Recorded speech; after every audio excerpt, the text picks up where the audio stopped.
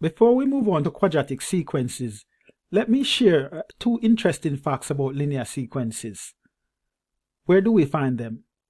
They are almost everywhere in everyday life. So for example, linear sequences are used to predict future trends in economics. They are also used in the design of staircases. So that's two interesting facts. How do we know when a sequence is linear? Well, when we find the first difference. So let's look at this and see how the sequence is growing. So here we have 7, then we go to 10, so we are adding 3 here. 10 to 13, we are adding 3. 13 to 16, we are adding 3. So here, this is called the first difference. And when the first difference has a constant, the sequence is linear. And here, the constant is 3. Therefore, it's a linear sequence. So the first difference here. So this is the first difference.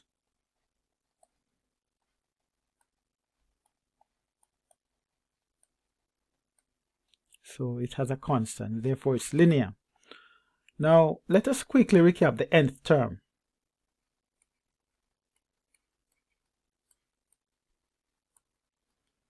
So because the sequence is going up by 3, we are sure to say that it is a 3 times table. So we can write 3n. Then what we do, we compare the 3 times table with this sequence here. So here the first number is 7, so it's bigger than 3 by 4. So because it's bigger than 3 by 4, we add 4 to this formula. So the nth term of this sequence then is 3n plus 4. Now let us look at the sequence and see whether it's linear. So we want to see how the sequence is growing. So we have 3 to 13, so that's, we're adding 10 here. 13 to 31, we're adding 18. 31 to 57, we're adding 26 here. 57 to 91, we're adding 34. So here, the first difference, it doesn't have a constant. So let us find the second difference. So let's see how this is growing now. So you can see that we are adding 8 here. 10 plus 8 is 18. 18 plus 8 is 26. 26 plus 8 is 34. So the second difference here, we have a constant. So the sequence is quadratic because the second difference has a constant. So whenever you find the second difference and you get a constant, then it would be quadratic. So we can say the sequence is quadratic. How do we find the nth term? Well, if you can recall from my previous video how we derived the formula, we found out that the second difference is equal to 2a. And the first term in the first difference is equal to 3a plus b. And we also found out that the first term here in the sequence is equal to a plus b plus c. With this information, we can use it to find the nth term of the quadratic sequence. The general form for the nth term of the quadratic sequence is an squared plus bn plus c. So here we find the value of a first. So we have 2a equals 8. That's the first equation. And then the second equation we have is 3a plus b equals 10. That equals 10. And the third equation is a plus b plus c equals 3.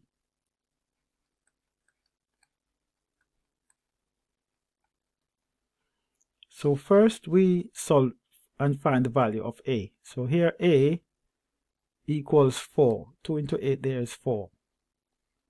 And what we do next is to substitute this value into the second equation here. So 3 times 4, that's 12. Plus b equals to 10. So to get b, we subtract 12 both sides. So b equals minus 2. Now that we have found the values for a and b, we substitute them in this equation. So a is 4, b is minus 2, plus c, and that equals 3.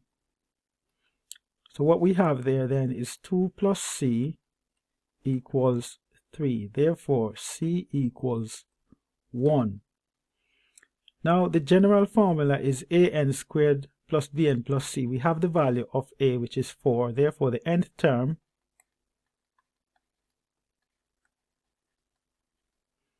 would equal to an. So a here is 4, so it's 4n squared.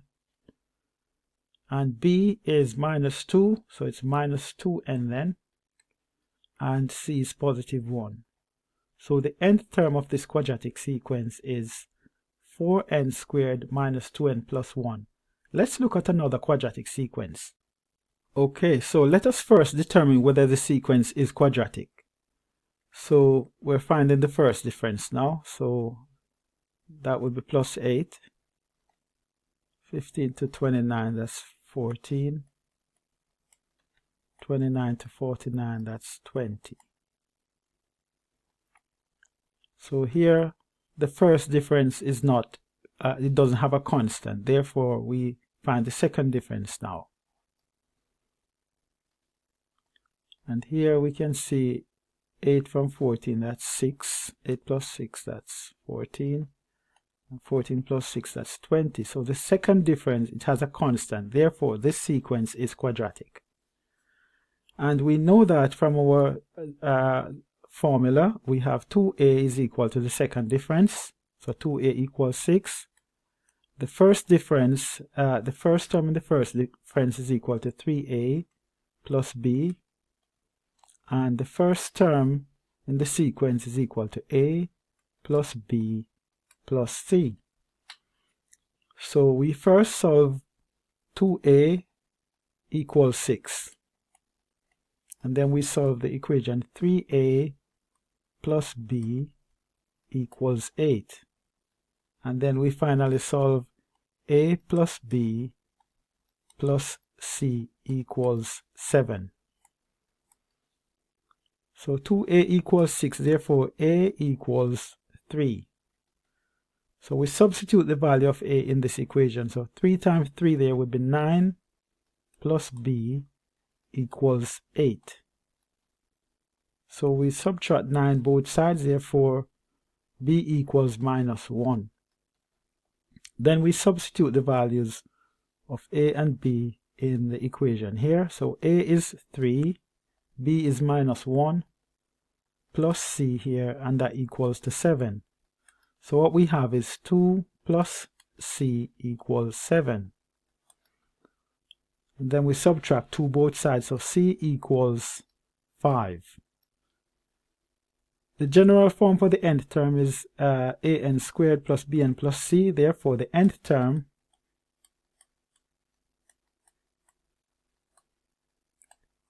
is equal to 3n squared. And b is minus 1, so minus n then, plus 5. And that's the nth term for this sequence. Let us examine this sequence on the right. Let us work out the first difference. So that would be minus 3. That's minus 1. That's 1. And that's 3. So again, here the first difference, we do not have a constant. So let's find the second difference. So here that would be 2, positive 2. Positive 1 minus 1, that's positive 2. 1 from 3 here, that's positive 2 as well. So the second difference here, we get a constant. So we know that the second difference is equal to 2a.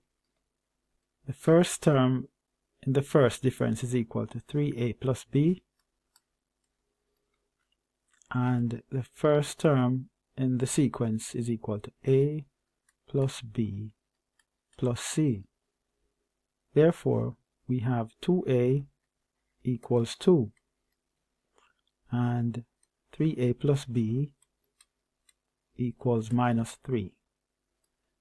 and then we have a plus b plus c equals 4.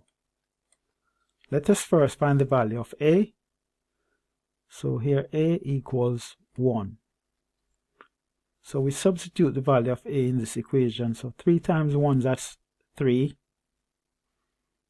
plus b equals minus 3. We subtract 3 both sides, therefore b equals minus 6. We substitute the values of a and b in this equation. So a is 1, b is minus 6, plus c, and that equals 4. So what we have is minus 5 plus c equals 4. We add 5 both sides, therefore we have c equals 9. Therefore we can write the nth term then.